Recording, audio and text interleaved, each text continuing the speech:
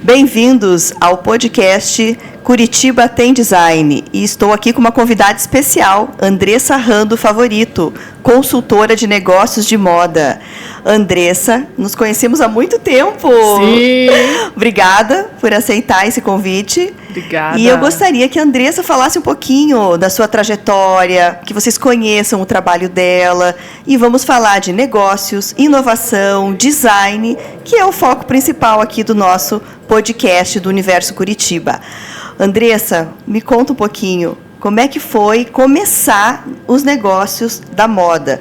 A Andressa é uma referência em negócios de moda digital também. Para mim, Andressa, você é uma referência na área digital. Obrigada. Eu te acompanho há bastante tempo, né? Nos conhecemos há uma década, mais ou menos. Não podemos falar muito a nossa idade.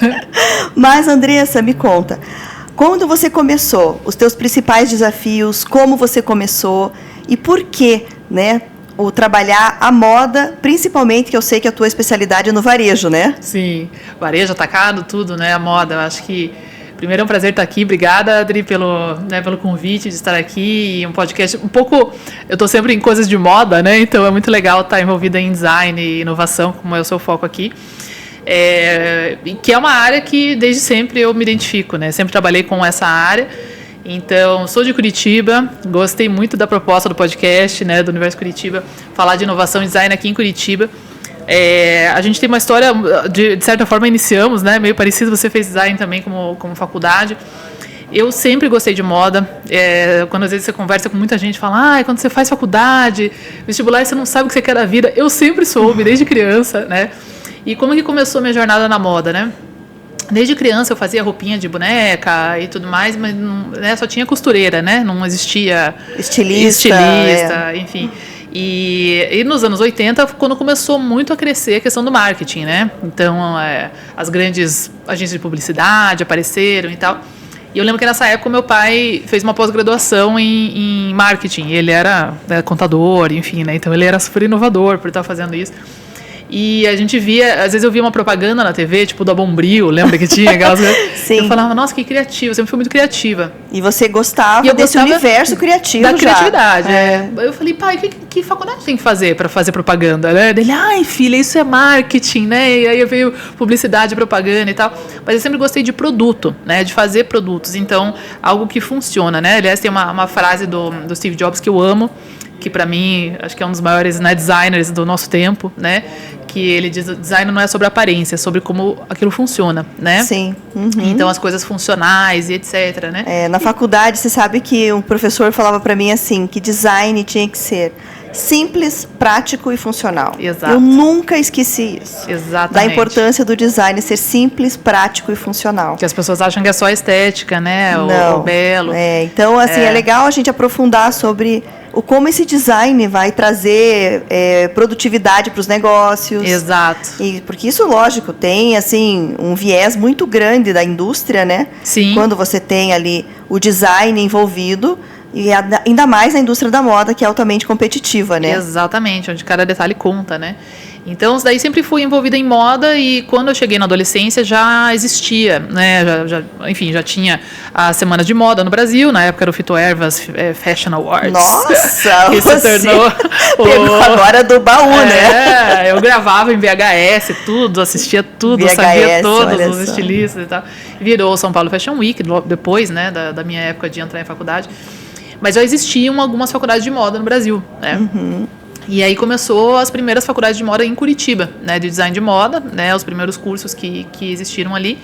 E eu já prestei vestibular logo para design de moda. Eu queria estudar fora, mas estava aqui em Curitiba, fiz vestibular, passei na Tuiuti, né, numa daquelas primeiras turmas que tinham, então tinha design de moda, produto e gráfico. Né? Eu fiz produto na Federal, você fez então... Fiz design de moda. Moda na Tuiuti. Comecei, né? Começou. E aí eu queria ir para São Paulo e tal, e que nos traz ao tema aqui desse podcast, né, que é essa questão, a cena do design em Curitiba. Né? Então, o que eu vivia lá nos anos 90, né, final dos anos 90, mas ainda anos 90, com relação a design de moda em Curitiba.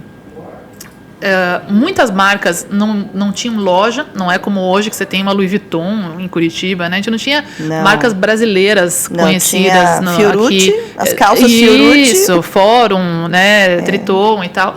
E então, assim, o que a gente via no São Paulo Fashion Week não se vendia em Curitiba. Eu nunca tinha, né, colocado a mão num produto daquele.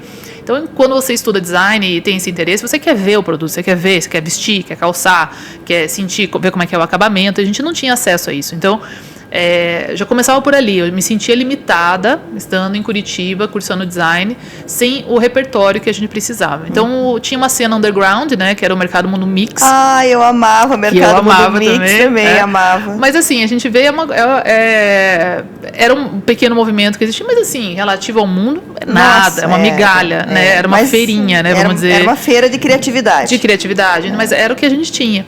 Então aquilo me incomodava bastante. Eu tinha muita ambição para minha carreira e eu pensava, por mais que eu faça uma faculdade, independente da qualidade da minha faculdade, eu tinha professores muito bons, né? Alguns com quem a gente tem relação até hoje, né? Até a gente cruzou junto, né? Com a minha professora Elaine, tem uma marca de bolsas maravilhosa, foi minha professora. Eu sentia que eu não ia ter repertório para o que eu queria, que era trabalhar em uma grande marca. Eu nunca tive a ambição de ter minha própria marca, sempre gostei de trabalhar para marcas, e eu senti que não ia ter repertório aqui em Curitiba. Então, isso me levou a ir para Londres. Daí você foi estudar fora. Isso, aí eu parei a faculdade aqui, comecei de novo, uma faculdade do zero, lá em Londres, na London College of Fashion, né? E nesse processo de para onde que eu vou? Aonde que tem o melhor design de moda do mundo? Era a minha ambição. Era assim, o que eu posso fazer e como que eu faço para entrar lá? Era só o que eu pensava, 24 horas. Eu sempre fui muito focada, né? Então, no Brasil tinha lá em Morumbi, Santa Marcelina tinha na época, né? Ok, eu vou chegar na minha ambição lá, o que eu queria, né? E aí eu comecei a estudar francês, eu queria estudar na França, design de moda, na verdade, tem todo aquele background de alta costura, principalmente. Estudei francês, fiz os testes, etc. Mas quando eu estava quase ali para os finalmente de aplicar para entrar na faculdade lá, eu mudei de ideia, que eu não queria mais ir para a França, eu queria ir para a Inglaterra, eu queria ir para Londres, eu gostava muito de Londres, e eu já falava inglês muito bem, e aí mudei de última hora e tinha as opções. Sim. E falando em design, estrutura, o que a gente tem em Curitiba, falando também, né, de cluster, que é a minha área de estudo acadêmico, né, que a gente pode até entrar e entender um pouco, né, como é que funciona o design e a inovação aqui em Curitiba. Em Londres, as opções, né, que eu apliquei de faculdade, muita gente conhece a Central St. Martins, por exemplo, que é uma faculdade de uma universidade, né? Então tem a University of the Arts London, na época se chamava London Institute, que tinha 5 faculdades, né? Então aí tinha St. Martins, a London College of Fashion, London College of Printing, que se tornou London College of Graphic Design, alguma coisa assim, que focava em design gráfico, basicamente. Que é uma referência. Uma referência mundial, absurda. Imagina. Hoje trabalha muito com IA e etc, todo esse tipo de coisa. Tinha Cordwainers e tinha uma outra que era a Camberwell, que era especializada em argila e cerâmica e artefatos, né? E para moda, muita gente conhece, por exemplo, a St. Martins, né? A St. Martins, ela é focada num universo muito artístico. Então, ela tem faculdade de 4 anos só de impressão digital, só de estamparia, só de tricô. Pensa, 4 anos, só tricô. Nossa. Que é muito bacana, é maravilhosa. E a London College of Fashion, ela era uma faculdade para a indústria, né? Na verdade, como foi fundada, eram as antigas indústrias mesmo de Londres, que começou a Revolução Industrial, a partir da indústria da moda, né? Inclusive em Londres. Em Londres, Então, todas as faculdades, ele tinha a fábrica de sapato, que inclusive fazia coturno para aqueles guardas da rainha, né? Enfim, tinham todos esses pedaços, né, de fábricas que se tornaram a faculdade. Então, a gente tinha uma aula em um prédio, daí a outra aula era lá no outro prédio, lá do outro lado da cidade, e assim se tornou uma faculdade para a indústria, que formava como se fosse um Senai, né? Era uma formação técnica que se tornou um curso superior. E como eu sempre quis não ser estilista da minha própria marca e trabalhar para a indústria, me adaptei melhor. Você teve que se especializar também, né? Exato. Para poder trabalhar em grandes marcas, como é a tua trajetória, né? Exatamente. E ali eu fui, daí eu comecei de novo, né? Muito do que eu aprendi aqui na Tuiuti foi muito bem reconhecido lá. Foi uma base muito boa. Tecnologia têxtil foi uma delas e etc. E aí a gente começa a pensar já na tecnologia, o que isso envolve, o tecido que a gente vai utilizar, a funcionalidade dele, porque o design é função. Sim, a modelagem. que nunca foi meu forte, mas tinha mas lá é também, super importante, né? extremamente importante. E aí eu fiz a minha faculdade lá, né? E eu sempre trabalhei, né, para me manter lá, e trabalhava em marcas, né? Trabalhei em marcas autorais, etc. E aí, assim que eu pude, eu já entrei para grandes varejistas, né? Então eu fiz um ano de um diploma adicional, onde eu fui para a C&A na Bélgica, trabalhar na equipe infantil deles, e depois também... Que ano isso, lembra? 2004. 2004 foi para a C&A. Isso, na Bélgica. E aí, em 2005, eu fui para a Adidas, no escritório central na Alemanha, que foi também Nossa, um sonho realizado. Que uma empresa maravilhosa, uma cidade lá, né? Era a nossa cidade, né? Então, maravilhoso. Era numa cidadezinha? Uma cidadezinha, que inclusive a Puma e o Adidas, eles eram irmãos, né? O fundador da Puma e da Adidas. Então, eles fundaram, primeiramente, a Adidas lá, em Herzogenaurach, né? Como é que é o nome da cidade? Calma, fala devagar. Alemães, me desculpem se eu estiver com a pronúncia ruim. É uma região satélite ali de Nuremberg. Ah, mas é longe de Berlim. É longe de Berlim, mais próximo. A capital grande, assim, é Munique, que está mais próximo, né? E ali próximo, então, tinha a Puma e tinha a Siemens também. Tem muita gente que vai trabalhar lá na Siemens, né? Que é em Nuremberg.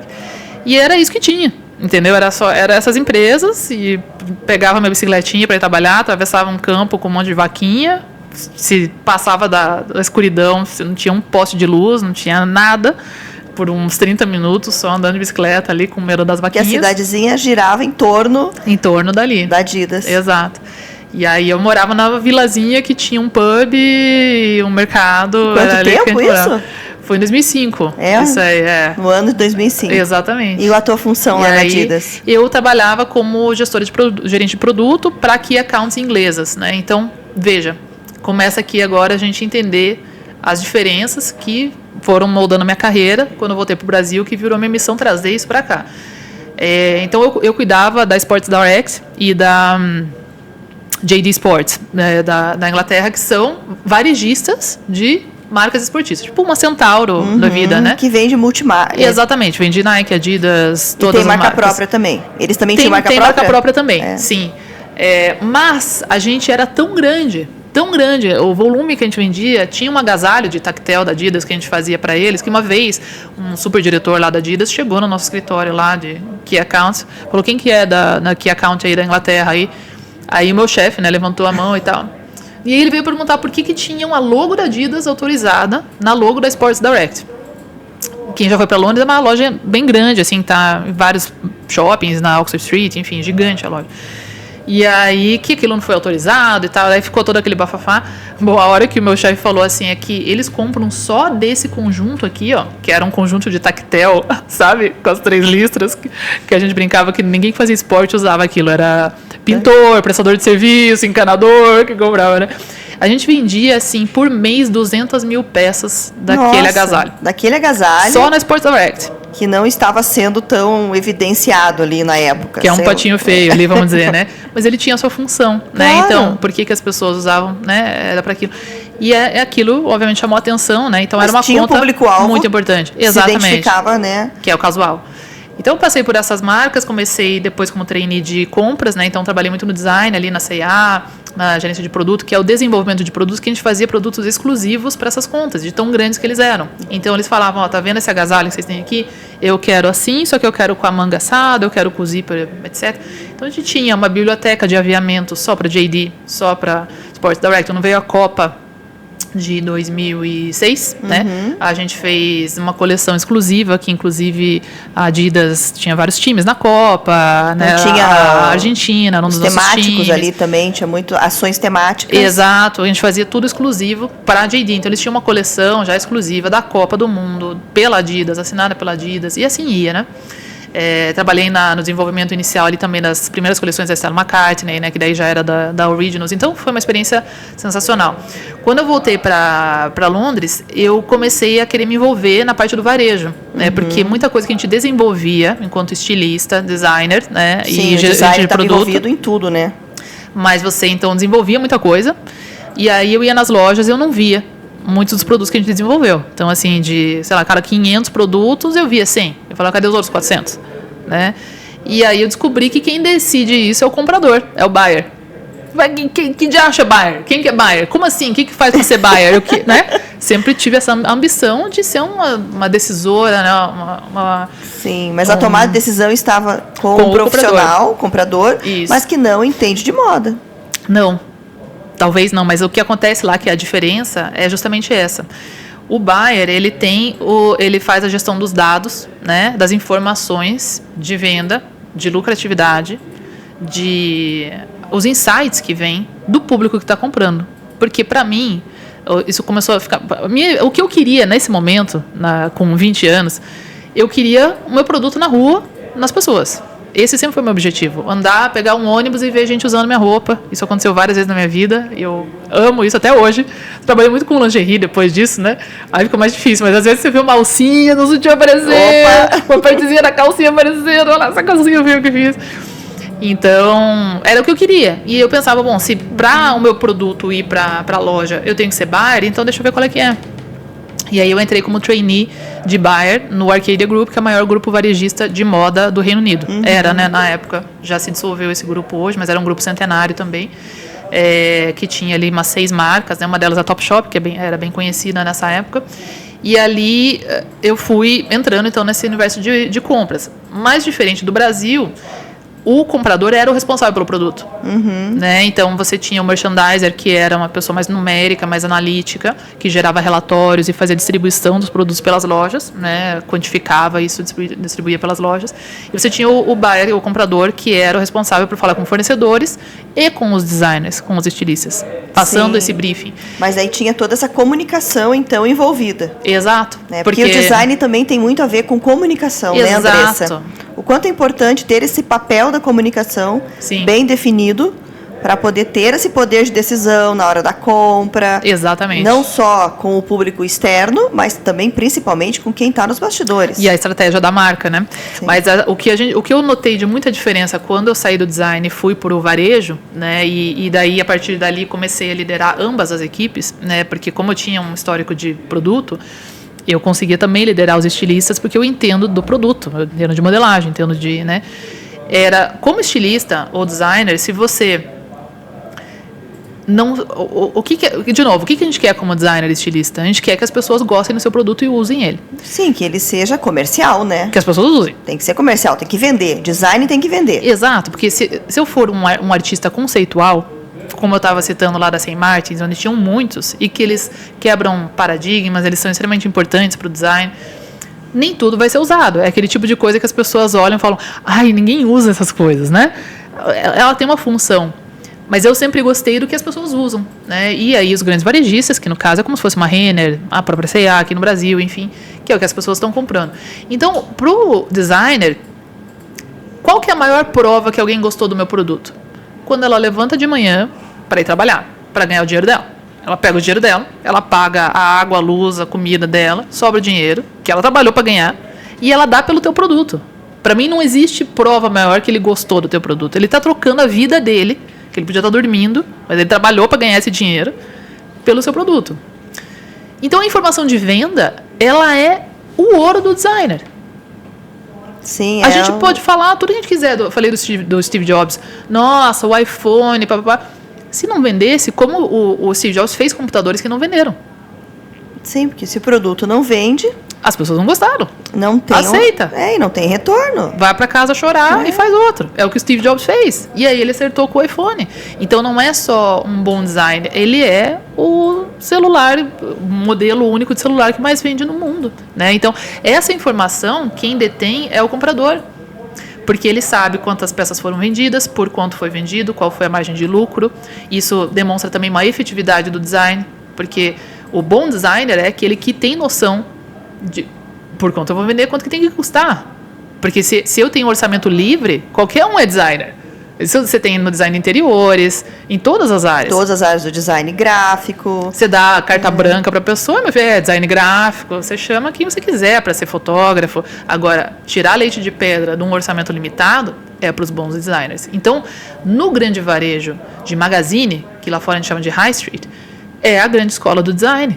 Que, ó, filho, você tem que fazer uma roupa bonita, só que só pode custar $7, tá bom? Boa sorte aí. E aí o que você vai fazer? Você vai olhar todos os tecidos que tem dentro aquele valor por metro que você pode. Com a mão de obra disponível no momento. Disponível. Eu vou tirar processos, vou tirar bolso, ou preciso de um bolso, ou não preciso. Isso é design. Então, essa foi a minha escola, né? E ali a gente tinha meta de venda, de lucro, de giro de estoque, ou seja, quanto menos estoque ficava parado, quanto mais girava, mais reposição, a gente ia crescendo. Eu fui crescendo na minha carreira como buyer, liderando as equipes de produto, design também. E cheguei, né, à alta gerência de grandes empresas. E o maior desafio que eu tive na minha carreira lá em Londres foi um e-commerce de moda íntima que nunca tinha tido lucro, né, que me trouxe para assumir a área ali de lingerie e moda íntima. E em 13 anos nunca tinha tido lucro. Então, veja, um e-commerce inovador, que começou em 99, 98, que foi quando começaram os primeiros grandes e-commerces, né? Então, nessa época, lançou o Net-a-Porter.com, que é onde eu trabalhei também em 2005. Depois que voltei da Adidas, eu trabalhei lá por menos de um ano. Mas foi um grande inovador. Tudo que a gente sabe do layout de e-commerce de moda hoje, quem inventou foi o Net-a-Porter.com. Aquele layout de marcas, o header que tem. Olha só. Antes disso, tinha a Amazon, o Submarino.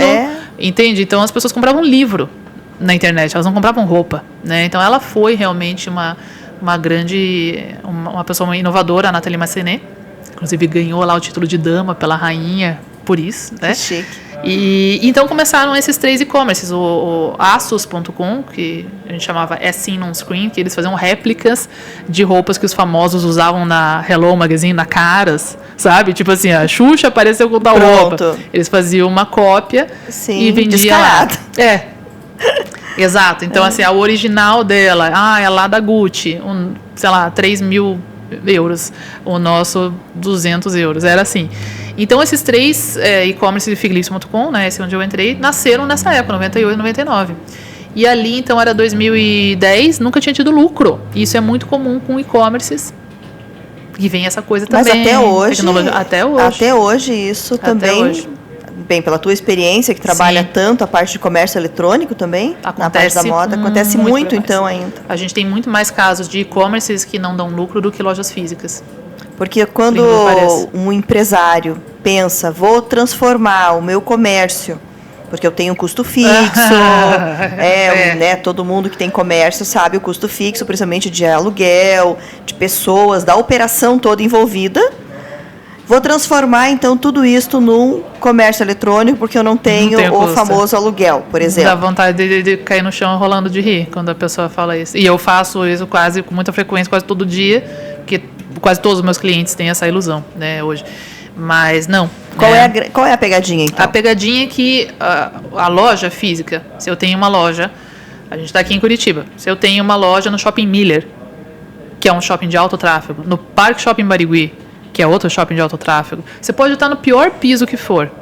Vai passar um fluxo de pessoas natural lá na frente. Se você tiver uma loja na Marechal, na Batel, naturalmente passa um fluxo grande de pessoas na frente. Se essas pessoas são qualificadas para comprar o seu produto, vai da sua escolha desse ponto. Mas gente passa.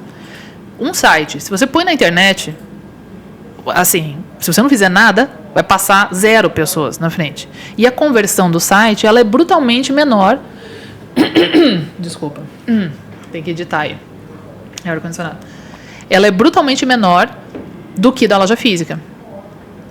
Quer falar alguma coisa? Você quer diminuir o ar-condicionado ali? Não, assim, diminuir não resolve muito, mas... Quer desligar? Desliga ele. Acho que a gente vai cozinhar se desligar. Vamos deixar desligadinho um pouquinho só pra... Obrigada. Daí dá para editar, né? A conversão de um e-commerce é brutalmente menor do que uma loja física. Então, em números, tá? Eu tenho clientes mentorados, os bons, tá? Vamos dizer, os bem bons, que conseguem converter 40 e poucos % das pessoas que entram na loja. Por causa desse fluxo. Simplesmente entrou 100 pessoas na loja, eu vendi para 40. Ok. Tá? Os bons. Na média, esse número é 15%, 20% conversão de loja física, onde eu estou num ponto adequado para o meu produto. No e-commerces bons é 0,5%. 0,5%? Ou seja, para você fazer uma venda, você precisa de 200 cabras para entrar lá no teu site. Únicos, visitantes únicos. 200 visitantes únicos. Para fazer uma venda. Para visualizar o teu produto. Para talvez você fazer uma venda se você tiver 0,5% de conversão, 0,5%. Que é considerado legal. Tá. Ah, mas o e-commerce da minha amiga converte 2%. Parabéns para ela.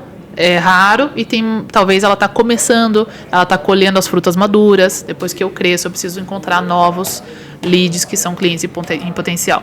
Então, para eu gerar esse tráfego de pessoas para o meu site, o tráfego pago no Google e no Meta, que são os principais mídias, né, veículos de tráfego pago para atração de gente para o teu site, é mais caro hoje do que um aluguel. Essa é a realidade, porque para eu ter aquela mesma conversão, digamos que eu tenho uma loja aqui que vende 70 mil por mês. Para eu ter esse mesmo 70 mil aqui, se aqui eu tenho alunos que tem loja que vende 70 mil, que o aluguel é 3 mil reais. Conheci raríssimos e-commerces muito bem administrados no tráfego e conseguiram fazer 70 mil investindo só 3 mil em tráfego. Né? Então, ou seja, ele vai ter que investir muito mais. Então, a maioria está investindo 20 mil por mês e está fazendo 30 mil, só que tem o custo dos produtos, ele fica no prejuízo. Isso é muito comum. Sim, o desperdício das compras também que são realizadas. Passa o tempo, fica o timing e fica lá acumulado. Ocioso. Aí o que eles fazem? Eles vão para o marketplace, porque o marketplace tem o quê? Tráfego. Né? Então você põe no Mercado Livre, no Americanas, enfim, a gente desviou um pouco assim do assunto, mas para entender que um negócio sem lucro não existe. Então, independente do seu design, e no Figueiris.com, você vê isso, faz em 14 anos isso, não tinha lucro. 14 anos depois, a gente ainda tem essa situações. Marca de lingerie que você comentou, como é que é o nome da marca? Figueiris.com. Hoje já foi comprado, depois disso a gente levou o primeiro lucro da história, através dos produtos, assim, com a minha bandeira aqui em punho. Foi através dos produtos. Com o design de produto. Exato. A seleção, no caso, era multimarcas e a gente fez uma marca própria também. Então, a seleção e a compra correta, né, diminuiu o prejuízo que é gerado pela compra incorreta, que sobrava muito estoque, e o desenvolvimento da marca própria com a lucratividade correta, com a margem correta, que representou valor para o consumidor e que dava margem para a gente, deu essa esticada na lucratividade, a gente chegou ao primeiro lucro da história. Fomos comprados por um grupo grande que tinha vendas por catálogo, tinha outros e-commerces, compraram a nossa tecnologia, a nossa base e inclusive essa metodologia de compra que a gente desenvolveu. E aí eu voltei para o Brasil, né? Fiz um projeto na Vivara e depois entrei na Lingerie, que é uma empresa brasileira. Também nunca tinha tido lucro, 4 anos de empresa, né, enfim. Qual empresa? A Lingerie. Lingerie. Que é uma marca de lingerie. Na época, tem um pouco essa cultura, né, de, tá no começo, ainda tá reinvestindo, etc. Mas, na verdade, a gente consegue. Mas consegue um retorno, então, assim... Você deve conseguir já ter um lucro desde o início da tua operação, né? Se ela começa já sem lucro, a gente já tem uma bandeira ali amarela importante. Até da questão de planejamento. Planejamento do estoque que foi comprado e, principalmente, a margem de lucro dos produtos, que nos leva, de novo, ao design. Né? Então, o designer, ele tem que ter a consciência do custo que o produto tem que ter de meta. Sim, porque não tem design sem planejamento. Exato. Para você começar qualquer produto tem que partir de um histórico, de uma pesquisa. O que, né, em 90% dos casos das empresas de moda não acontece. E principalmente na questão de tendências, não tem como fugir, né? Não tem como nós não falarmos de tendências, se nós estamos falando de moda. Então, são N fatores. Exato. Ali. Tendências até eles pesquisam, mas a tendência, ele é um complemento depois de eu ter os dados, né? Os dados de venda, os dados da... Minha meta de custo é o básico. Então, enfim, a gente fez esse trabalho lá também. De novo, a equipe de design não fazia ideia qual que era a meta de custo dos produtos. Se desenvolvia produtos caros, que quando a gente botava a margem em cima, não fazia sentido para o posicionamento da marca. Aí, não, vamos baixar o preço porque ficou muito caro, tá? Daí não tem margem. E é por isso que não tem lucro. Né? Então, é uma estrutura que leva a um bom design. Né? Um designer precisa dessas informações para conseguir fazer um produto que é lucrativo e tem um apelo para o cliente, né? Sim. E aí, da Lingerie, a gente teve essa conquista de novo, chegamos ao primeiro lucro da história ali, da empresa. Eu tive minha filha e voltei para Curitiba, né? Isso foi em São Paulo. E aí, quando eu voltei para Curitiba, eu comecei a dar consultoria para empresas menores, né? E aí que eu percebi que, se nem empresa grande fazia, a pequena não tinha qualquer noção de estrutura. Muita gente começa negócio de moda, mesmo que tenha faculdade, a faculdade ensina a modelagem, corte e costura, etc. Mas a gente não tem hoje a base, né? a base de negócio, né? Não é ensinado meta de custo.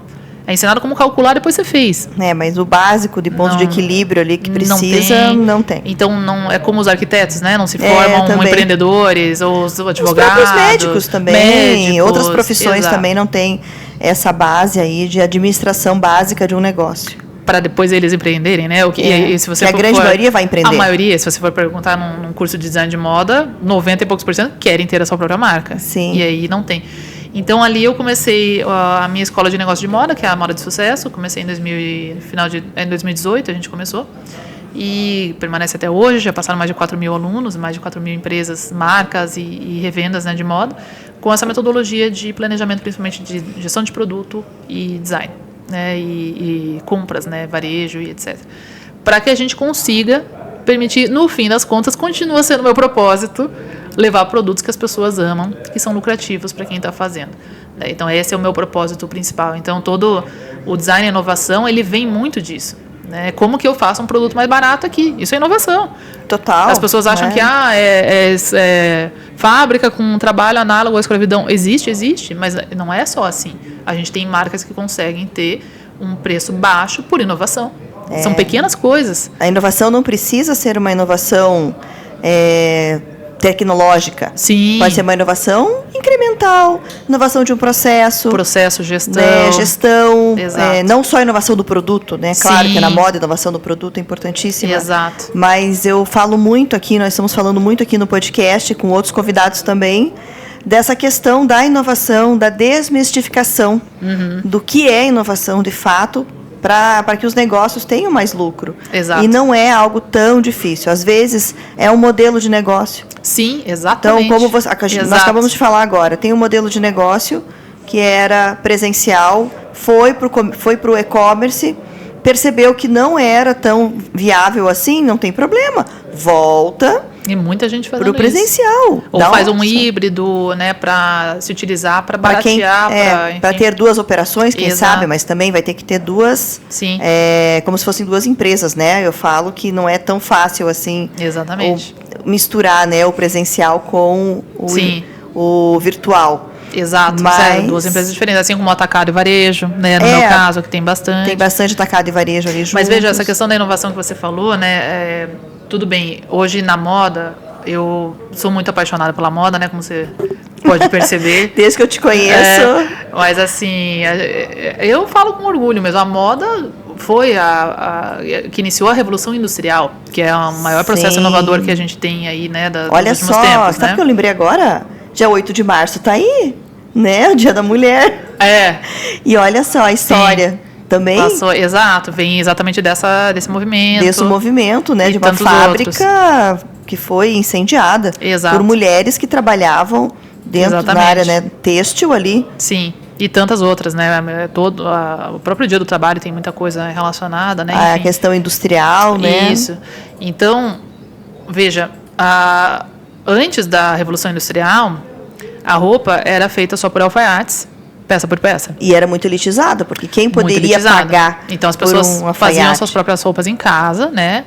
Geralmente uma mulher, né? Sem que costurava. Aquela, né? Sem misturar muitos temas, é aquela coisa, né? A mulher faz comida e o homem é chefe de cozinha, né? Então o homem era alfaiate, a mulher era costureira que fazia de graça para os filhos, né? Mas na verdade essa tecnologia, as mulheres detinham muito, né? Da costura. Enfim, era uma habilidade que as mulheres... Uma coisa artesanal também, né? Desde a tecelagem, né? Esses dias a gente estava até num grupo fazendo costura, né? Um grupo de escola da minha filha, e a gente começou a falar sobre a tinturaria, né? Dos tecidos. Acho que tem aquela série Chosen, né? Que mostra lá na época de Jesus, etc. Mas, na verdade, o tecido colorido, ele é uma coisa moderna. Né? Porque a tinturaria, antes disso, se tingia o algodão cru, quando tinha algodão, porque o algodão não é da Europa, né? Ele não é originário da Europa, a seda é da Ásia. Então, isso tudo veio ali, vamos dizer, de 1700 em diante e tal. Antes eles usavam pele e lã. O couro, né? Que era mais utilizado que ali. Que é a pele, né? E a lã, e tingia o quê? Com cebola, com beterraba, era o que tinha. Então, você ter um vermelho vivo que veio do pau-brasil, né, era algo extremamente luxuoso e uma nova química, né? Então, a gente estava debatendo sobre o manto azul de Maria, né? Será que tinha azul naquela época? Eu fiquei de pesquisar, não pesquisei, devia ter trazido para esse podcast aqui. Eu vou ficar devendo para vocês aqui o que aconteceu com o manto azul de Maria. Porque não existia um pigmento, né? Você tem frutas azuis. Flores. Não pega muito, né? São poucos os pigmentos que pegavam. E ali, então, você tinha que tosar o carneiro, cardar essa lã, tricotar essa lã. Quem matava o bicho lá para comer, o boi, o porco. Quantas pessoas, tirava né, essa envolvidas? pele, mas era uma coisa artesanal. Então, total. quer dizer, você tinha poucas peças de roupa, né, por família. E quando vem a Revolução Industrial, com as máquinas, que daí os teares que eram movidos daí já a motor, ou enfim, né, eles tinham uma tecnologia que fazia em escala. Era uma máquina muito cara, foi o que nos trouxe ao que a gente vive hoje. Uma máquina cara, um sistema de produção caro, que exige que você faça muitas peças iguais para que pague aquele hora de trabalho daquela máquina, né? E assim mudou o trabalho também, né? Então você tem operadores industriais que transformou o nosso ensino também, né? Então para a gente ser um operário da indústria, na verdade, a gente está mudando agora vagarosamente, né? O mundo acelerando e a gente não chegou lá. E para que você faça um produto em escala. Com isso veio tamanhos em escala, né? Ai, mas o 38 não serve para mim e o 44 também não serve. Era sob medida. Aí virou o número padrão para que pudesse entrar nessa indústria. Então a gente vive isso há um pouco mais de 100 anos, que é nada na história do mundo, né? Mas a inovação, como baixou o custo, né? Então, assim, para você ter um vestido que passou por todo aquele processo manual para você fazer e aí você tem ali um vestido da indústria que veio de uma tecelagem que conseguiu fazer metros e quilômetros daquele tecido e de uma máquina de costura que faz em uma velocidade muito maior esse vestido, você deu acesso a muitas pessoas a roupas que elas não tinham antes. Sim. Democratizou, né, muito isso. E a gente vive isso até hoje. E olha só o quanto que nós temos hoje de possibilidades de cores. Exato. Chegando a perder a mão, né? E agora se questiona...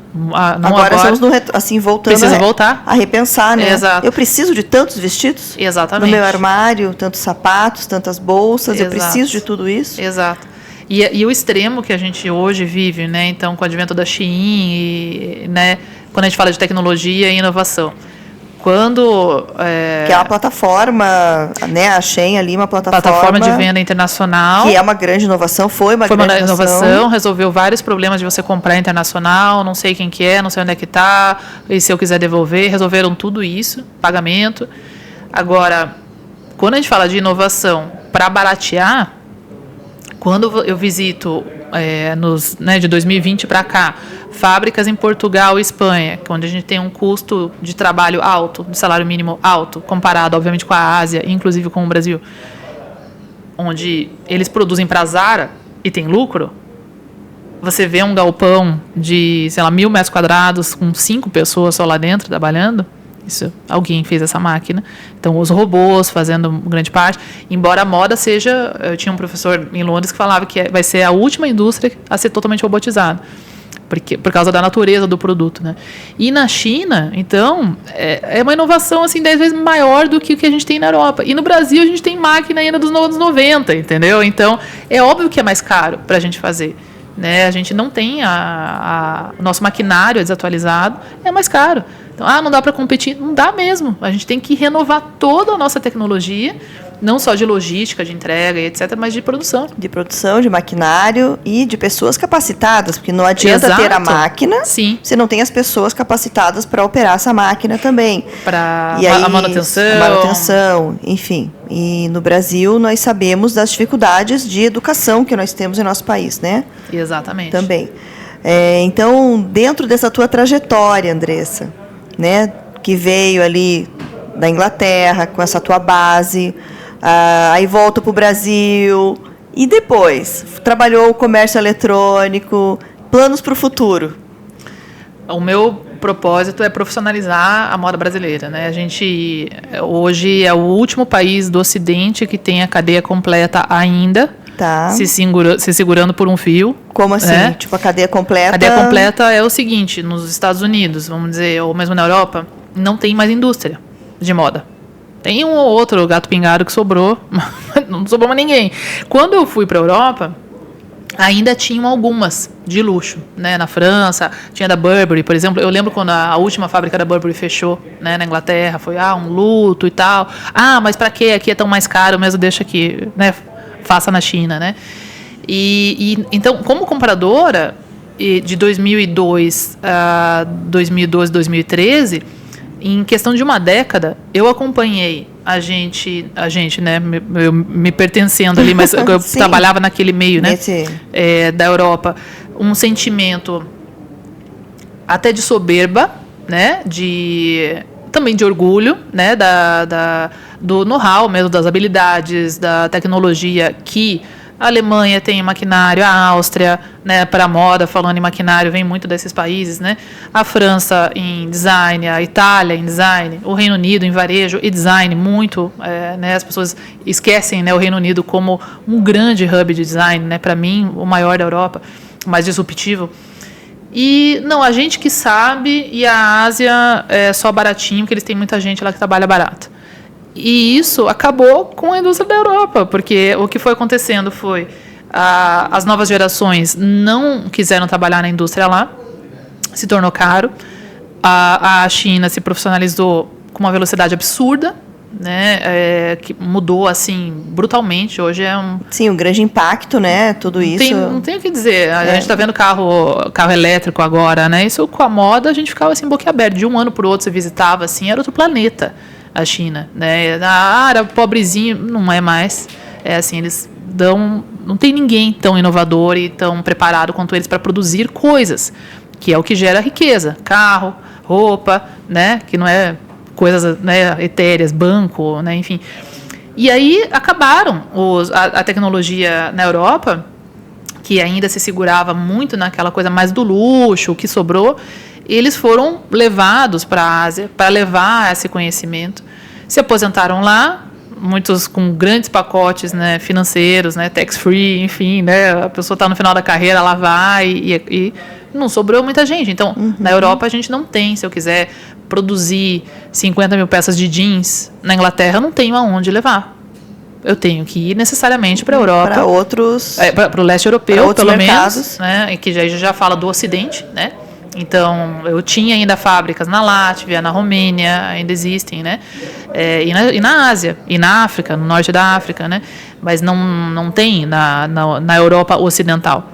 E nos Estados Unidos, idem. Né? Muito pouco, algo muito artesanal, né? Que você não pode movimentar uma H&M, uma Zara ali. A Península Ibérica, Portugal e Espanha conseguiram se reinventar de uma forma que eu gostaria que o Brasil fizesse. E é possível. E você acha que é possível Eu acho que é possível, mas demanda essa mudança? A investimento, como a minha pesquisa acadêmica, né, que você me ajudou muito, inclusive, nesse processo quando eu fiz. Um hub de inovação, né, um cluster de inovação, ele depende, segundo, né, as teorias do cluster, né, de inovação, da hélice sextupla, né, quíntupla, enfim, vai compor. Para eu ter essa possibilidade, eu preciso do apoio do governo. Sim, primeiro de tudo, né? Primeiro. Então, eu preciso de infraestrutura, preciso de estrada de ferro, se precisar.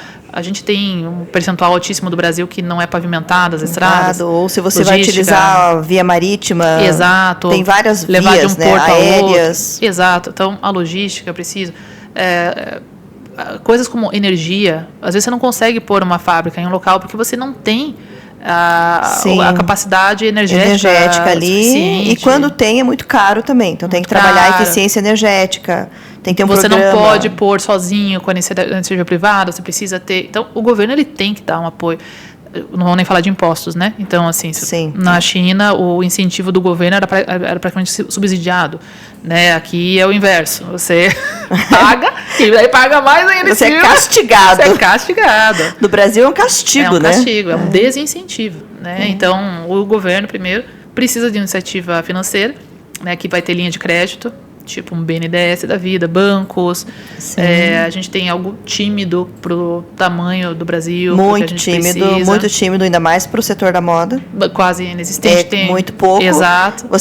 O que eu vejo, né? Eu vejo pela minha rede de contatos um acesso a crédito ali voltado para a indústria. Exato. E para a construção civil. Construção civil. Logicamente. Agronegócio. O agro, que é muito forte no nosso país, mas a moda o Brasil é o quarto, tem o quarto produtor de moda.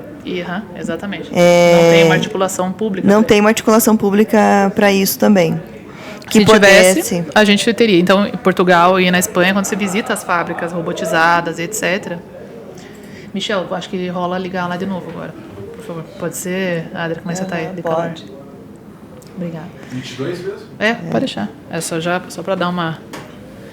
Então, quando você visita fábricas robotizadas, enfim, que competem com a China e conseguem, porque ela não depende de tantos funcionários, que é o que pesa mais em custo na Europa, todas têm lá as plaquinhas, o nome do incentivo, do governo, do político, da gestão pública que gerou a possibilidade da construção daquela fábrica, da linha de crédito para comprar aquele maquinário e tudo isso. Então, a gente falou de governo, linha financeira, acesso a crédito, depois a educação, que você apontou. Sim, então, tem que ter um programa de capacitação especializado, né, para atender o setor. Senão eu vou fazer tudo isso aqui e quem que vai trabalhar aqui? Não tem.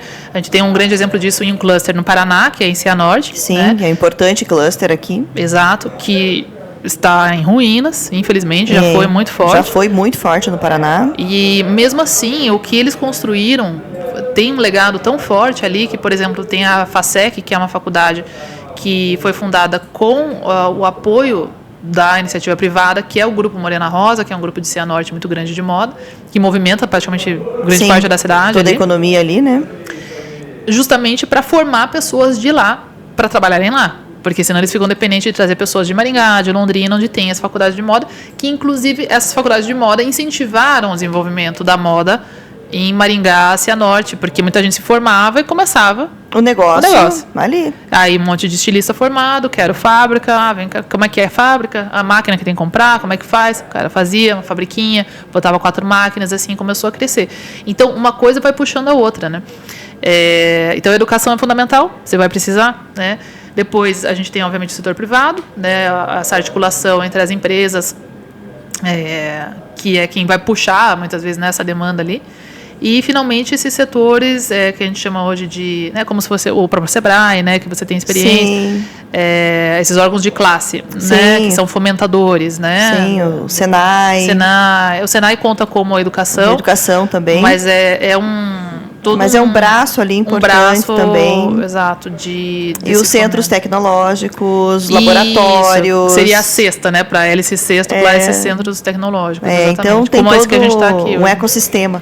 Exato. Né, na verdade, necessário para que tudo isso aconteça. Né? E o que a gente tem no Brasil é só o setor empresarial, sem apoio do governo, sem lei para ajudar, com pouca linha de crédito, quase altos impostos. Altíssimos impostos. A educação, nossa, não é ruim.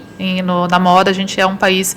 Eu acho que a gente pode estar nos top 3, se não for o país que tem maior número de faculdades de design de moda por metro quadrado, vamos dizer, por população. Então, a gente tem. Podemos dizer que alguma coisa está defasada? Podemos, porque o mercado mudou muito, mas isso não é só no Brasil, né? E basicamente é isso, né? Então, assim, para a gente ter esse upgrade que a gente precisaria de políticas públicas e etc, né? Mas quando a gente olha só no setor privado, né, onde eu atuo, com o meu trabalho, onde eu consigo alcançar, não me candidatei a nada na política ainda, não é a minha missão. A gente tem tanto para fazer só de melhoria básica, né, em questão de educação mesmo, né, que é onde eu venho atuar na educação e no setor privado, que a gente já consegue dar um upgradezão só em pequenas melhorias que vão dar uma lucratividade maior para esse empresário e vai permitir que ele possa reinvestir. Isso já gira economia, já gera mais empregos, vai fazer Faz a roda girar. Isso em qualquer segmento, setor. Exato. É necessário para fazer a roda girar. Isso aí. Mas esses clusters que existem, tive a oportunidade de estudar os clusters tecnológicos na Itália. Sim. E eles são famosos, né? Exato. Na região da Emília-Romanha. De lá, Na Emília-Romanha, eles são muito famosos, né? Enfim, em ter esse cluster, que é um agrupamento, né? Isso. De empresas ali do determinado segmento para que alcancem maior competitividade. Isso. Aqui no Brasil, nós temos muita condição de fazer isso. Sim. Em vários estados que nós temos, né? Eu vejo Minas Gerais Sim. como um estado muito interessante, o Ceará, Santa Catarina, aqui próximos. Exato. Né? Então, nós temos um ambiente no Brasil muito favorável para isso. Sim. Né? Mas precisa, logicamente, desde no nosso começo de conversa aqui, né? Inovação, apostar no design, sim, né? E trabalhar melhor aí os pequenos, médios e grandes negócios ali dentro desse cluster. Exatamente. O Brasil tem os clusters, né? Mas eles não estão organizados. Faltam os atores, né? Então, a gente vê, por exemplo, São Paulo hoje é o maior cluster da moda no Brasil. É que São Paulo é um mundo à parte. É um país, São Paulo né? É como se fosse um país né? separado ali, principalmente na moda. Gira muito dinheiro, né? Então, se a gente for olhar, não só a região do Brás, Bom Retiro, ali, que são só, entre muitas aspas, 2 bairros, mas assim, e que a gente não deveria nem qualificar como industrial, mas o número de peças que são produzidas de moda lá por dia é um negócio absurdo. Você tem algum número disso? Não, né? Olha, de cabeça, eu sou ruim de guardar, não trouxe a colinha aqui. Mas eu sei que gigante ali, mas eu não sabia que eram só 2 bairros. Não, tem outros bairros, né? Mas ali são os polos principais, né? Aí tem os adjacentes, enfim. Ali em São Paulo. Aqui, peraí, dá uma pausa aí, editor, vamos ver aqui, ó. Editor-chefe. Nós estamos te dando trabalho hoje, hein? Você viu? Deixa eu ver aqui. É fácil para você editar isso? Cortar? Tá bom. Por isso que é legal fazer o gravado, né? Eu comecei a fazer também gravado, porque...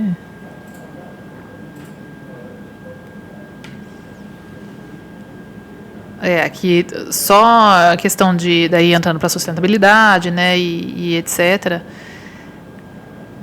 No Brasil a gente produz 9 bilhões de peças de roupas por ano, né? Você voltou ou tem que voltar? Não. Ficou, não pausou, né? Tá. Continua ali. Então, no Brasil, são quantos... No Brasil, são produzidos em torno de 9 bilhões de peças. 9 bilhões de peças no Brasil? De roupas por ano. De roupas por ano. Então, seriam 40 para cada brasileiro. Mas a gente tem exportação que também vai acontecer nesses números, né? Mas só no Bom Retiro a gente tem 1.200 confecções. Peraí, calma. Só no Bom Retiro, que é um bairro... Só no Bom Retiro, 1.200 confecções. 1.200 confecções ali em São Paulo. Exato. Então, assim, você tem... um volume que muitos países não têm, né? Como você falou, é um país à parte. O São Paulo, para mim, sempre foi um país à parte. Um país à parte. E, então, ele é o maior, né, do Brasil, ok. Mas Santa Catarina, que começou timidamente, ele, né, tem um histórico de têxtil muito grande, né? Sim. Mas hoje ele está quase superando São Paulo. E eu, né, tenho muitos clientes e colegas que têm indústria, marcas em Santa Catarina. O que a gente vê... Muitos vieram de São Paulo para lá, né? E durante a minha pesquisa até a gente vê por quê? Porque aqui o governo ajuda, é mais simples. Para eu abrir uma empresa é muito mais rápido, para eu pegar um alvará de não sei o que é muito mais rápido. As coisas são agilizadas. Eu tenho porto perto, eu tenho uma infraestrutura de logística, etc. Então tudo facilita. Eu preciso de um pallet nas dimensões que eu preciso para mandar não sei para onde. Para conseguir isso, o cara sabe onde é que tá. Você vai lá no cara, vem rapidinho. Em São Paulo. É longe. Para começar, é longe. É longe tudo. E o cara tem pallet de tudo quanto é coisa, porque não é um cluster de moda. São Paulo é grande de tudo, né? Então, ali, como todo mundo trabalha com moda, e mesmo em Cianorte, por mais que, né, hoje... outra dimensão, mas... É outra dimensão, mas assim, você sempre vai conhecer alguém que trabalha com moda. Ou alguém da família, a prima... Então, as pessoas sabem sobre lavagem de jeans. A gente tem a maior lavanderia de jeans da América Latina, em Cianorte, né? Que é a Lave Norte. Então, as pessoas entendem de jeans, sem fazer faculdade. Elas sabem o que é uma lavanderia de jeans, elas sabem que ele tem que ser beneficiado, sabem o que é um amaciante, o que é um laser, elas sabem, porque a prima, eu trabalho, o tio tem um não sei o que, de botar rebite, todo mundo sabe. Então, no cluster, quando você levanta a mão e fala, alguém faz rebite, aparece um monte de gente. Se eu estou num lugar que não é um lugar de moda, as pessoas ficam olhando, o que é rebite? Não sei do que você está falando. Tudo é mais difícil. Até chegar a informação. Exato. Né? E essa agilidade nos negócios, ela é fundamental para moda poder ainda, que saiu o produto. O Met Gala, tá na moda, não sei o que, alguém usou não sei o que, eu tenho que girar um produto rápido, ainda mais quando eu falo de magazine, né? Então, essa velocidade é importante. Então, a gente tem os clusters, mas eles não são articulados para isso. E em Santa Catarina, isso tem, da minha pesquisa, talvez o cluster mais articulado do Brasil para moda. Ali, na região ali de Brusque. De Brusque, Blumenau, Vale do Itajaí. E a gente vê, por exemplo, atuação política, né, que é muito importante, que a gente não vê em outros clusters. Então, acredito que o prefeito, né, de uma das cidades ali, que é Jaraguá, ele também é um empresário têxtil, né, então vai ser uma pessoa que, obviamente, ele vai ter esse olhar da cadeia produtiva diferenciada. Exato, ele vai dar uma preferência, né? Porque então, conhece a cadeia produtiva, sabe que gera empregos. Exatamente. Gera muitos empregos. Muito, porque desde o varejo, e quando eu falei da cadeia do Brasil ser o último, né? Só voltando para explicar um pouco melhor isso, o que é a cadeia da moda, né? É desde da fiação, então a gente começa lá na indústria química, né, onde eu tenho uma Dupont, por exemplo, vai fazer um fio de poliamida, de poliéster, uma rosete, e aí começa.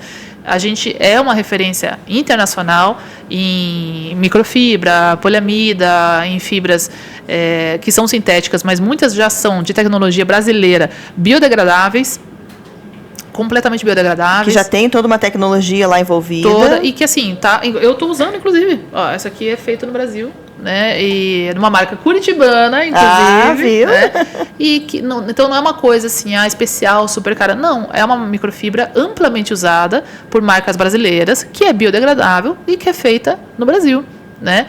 Com tecnologia brasileira. A gente tem isso. Depois o algodão. A gente tem o plantio do algodão. Aqui, no que Brasil, é muito forte no Brasil. Muito forte. Aí a gente tem a fiação, porque não adianta só plantar, né, como acontece às vezes com minério. Eu tenho minério, eu mando para fora para se beneficiar. Não, processo. A gente fia o algodão bem. A gente tem as maiores malharias aí da América Latina também, principalmente em Santa Catarina, né, que é um grande polo de beneficiamento de algodão, de viscose, né, que é plantada no Brasil. Então, esse é o próximo passo. Aí eu tenho o tecido. Aí vem estampas. Você está com um vestido estampado lindo, por exemplo. Um designer fez essa estampa. Sim. Então, a nossa criatividade artística, estética, ela é muito forte também. Esse foi um grande desafio da China na época. Eles conseguem fazer a cópia, mas eles não sabem design. Já estão, meu filho. Já estão lá há anos. Nossa. Treinaram todo mundo, fizeram faculdade, trouxeram tudo o que é referência europeia, americana lá para ensinar. Agora eles sabem. Mas a gente tem isso, da nossa cultura. Então, design tem. Aí tem o design da peça. Aí a confecção. Né? Então, nos Estados Unidos, que nem eu falei, na Europa Ocidental, eu não acho a confecção grande o suficiente para ser aqui nós temos. A gente tem um percentual muito alto do produto de moda brasileiro é feito no Brasil. Ainda mais com o dólar hoje como está. Né? Quando eu entrei na lingerie, mais da metade a gente comprava de fora. O dólar era 1 para 1, né? Ali em 2013. Nossa, que sonho. 1,5. Quando virou 3, ali em 2015, 2016, a gente teve que trazer tudo para cá. Ficou assim, uns 20% da produção fora. Com isso, a gente teve que desenvolver as fábricas e confecções aqui para o padrão de qualidade que a gente tinha fora. E foi um desafio, porque o maquinário é antigo, desatualizado. Então, a tecnologia de maquinário, a gente não tem tão boa, mas a gente tem também. Tem quem faça. A gente tem a Audaces, é uma grande empresa inovadora, catarinense, da moda, também. Softwares e máquinas de corte, que exporta para a Alemanha. Né? Então, isso é muito legal. Então, a gente tem a semente, né? A gente tem o potencial, mas quem conseguiu foi na raça mesmo, por paixão, porque, olha, superou muitos desafios. Enquanto que na China... não era um empurrãozinho, era assim, o governo botava, sei lá, falava, você vai fazer, tá bom? Tá aqui dinheiro, tá aqui terreno, tá aqui trem para trazer o pessoal para trabalhar aqui, tá aqui faculdade. Uma força-tarefa. Uma força-tarefa. Para ajudar. Por isso que em 2 décadas se tornou o que se tornou. Aí a gente ficou para trás, a gente teve essa oportunidade. Então, essa é a cadeia inteira. E depois a gente tem o varejo. Né, que, de novo, se a gente pega o sul da Ásia, Indonésia, Taiwan, ali, vários países ali que são grandes produtores de moda, Sri Lanka, comprei muito do Sri Lanka, eles não têm um varejo forte. Né? Não tem shopping, marca, que é o que movimenta o produto final. Que é o grande varejo que precisa ter isso para levar... Margem, prestígio, né? Tudo, posicionamento e dinheiro, né? Porque aí, em vez de eu vender a peça de 50, eu vendo de 300. Né? A gente tem, né, bastante, as nossas marcas são fortes, a gente tem marcas brasileiras em grandes lojas de departamento no exterior, né? A gente tem isso. Então, a gente tem tudo. O que a gente não tem, hoje, o que é mais fraco, realmente, seria uma articulação pública que ajudasse no financiamento também. Então, esses são os maiores empecilhos para o design da moda do Brasil realmente ser um líder mundial. Sim, porque temos tudo aqui, o ambiente todo propício, sim, né, para poder deslanchar. Exato. Né, e gerar cada vez mais aí design, né, e reconhecimento. Porque fora, o Brasil já tem um reconhecimento da criatividade. Exatamente. Porque somos um povo muito criativo. Sim. Mas também temos que ser um povo muito produtivo. Pois é. Né, para poder ter esse diferencial aí no mercado fora do Brasil. Exatamente. Né? E, Andressa, me conta um pouquinho da questão que nós estávamos conversando, né, do varejo, dessa relação tua, né, com o varejo, né, que é o teu forte, né, falar um pouquinho do teu programa, né, eu admiro muito o programa Safira e eu gostaria que você falasse um pouquinho para nós ali do Safira, como é que uma empresa de varejo ou também para a indústria, né, também pode ser beneficiada trabalhando melhor as questões de planejamento, gestão. Lógico que o design está envolvido, né, em todas as etapas. Sim. E a inovação, por fim. Exatamente. O programa Safira foi uma demanda de 2 anos para cá que eu desenvolvi. Então, eu comecei com a minha metodologia no Moda de Sucesso Pro, que é um curso online, né, que é como se fosse um faça você mesmo. Pela natureza dele, acabei atingindo muitas microempresas, né, de faturamento até 50 mil por mês, 70 mil por mês, muitas iniciantes, né? E que muitos, às vezes, tinham uma formação em design de moda ou até de administração, mas não sabiam fazer gestão de compras, estoques e produtos, desenvolvimento de produtos de moda para chegar na margem de lucro, que é o meu foco. Mas, com o tempo, a gente tem, ainda mais depois da pandemia, muita gente ela quer pôr a mão na massa, né? Ela não quer ficar assistindo vídeo, né? De aula, principalmente o empresário, né? Então, o empresário que ele já tem uma equipe, etc. Quem vai fazer o quê? Então, o programa Safira é um programa de mentoria de um ano, né, onde a gente vai treinar uma pessoa da sua equipe que vai ser responsável pela gestão dos produtos, né, desde o desenvolvimento, as metas de custo, os volumes que vão ser comprados, os fornecedores que a gente vai trabalhar, as quantidades que a gente precisa e a distribuição desse volume de peças compradas pelos pontos de venda, né, sejam as lojas de atacado ou de varejo. A gente tem muito atacadista lá também, que são indústrias, né, indústrias que ainda produzem seus próprios produtos, muitas, né, e-commerce, etc., para a lucratividade. Então, a nossa meta é a lucratividade através dos produtos, né? Então, a gente vai ter estratégias de varejo, de marketing, etc., mas o nosso foco é a gestão de produtos. Muito bom. Desde o início. É uma excelente maneira de trabalhar o planejamento voltado para a prática, né? Exatamente. Ali, no dia a dia. Contando com as dificuldades. Comigo, com a nossa equipe. E a gente faz, isso é tudo remoto, né? Mas a gente vai estar fazendo esse acompanhamento aí com as equipes internas da empresa. Para quem tiver mais interesse, é só me procurar no @Andressa com 2 S, Rando Favorito. No Instagram tem lá as informações do programa Safira, pode só me mandar um direct que a gente vai te explicar mais para ver se é para você, se eu posso te ajudar, né, com essas opções que a gente tem aí de trabalho. Muito legal, Andressa. Obrigada por estar aqui no podcast para falar de design também, inovação, negócios. Vamos fazer um brinde. Eu que agradeço. Eu espero que... Eu falo muito, né, gente? Mas aqui também tem... O assunto da pano pra manga, né, Adri? Tá. É um assunto delicioso, ainda mais com uma pessoa como você, que tem uma experiência, aí um conhecimento muito grande e trouxe aqui em pouco tempo uma super aula. Então, eu quero te agradecer novamente, agradecer a todos e vamos para o próximo podcast. Obrigada. Obrigada.